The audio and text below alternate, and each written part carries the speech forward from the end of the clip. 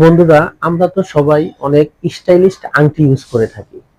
আপনি চাইলেই আপনার যে কাশের যে চামচ রয়েছে, আপনি সেটিকে স্পুনারের মাধ্যমে গলিয়ে আপনি যদি সেটা রাইসের মধ্যে চাউলের মধ্যে রেখে দেন, ঢালেন, দেখবেন সাথে সাথে ওইটি অন্যান্য চালগুলা আপনার হচ্ছে সেই রকম কালার ধারণ করবে। এবং সেটা দিয়ে আপনি শুধুমাত্র আপনার পাশে থাকা কয়েকটি জিনিসপত্র দিয়ে, লোহার জিনিসপত্র দিয়ে আপনি এরকম সুন্দরভাবে একটি বাটারফ্লাই তৈরি করতে পারবেন, সেটা কিনা আপনি চাইলেই হচ্ছে আরো একটি অন্যরকম নতুন স্টাইলে সে প্রতিস্থাপন করতে পারবেন। সেটা হচ্ছে হাতের রিং।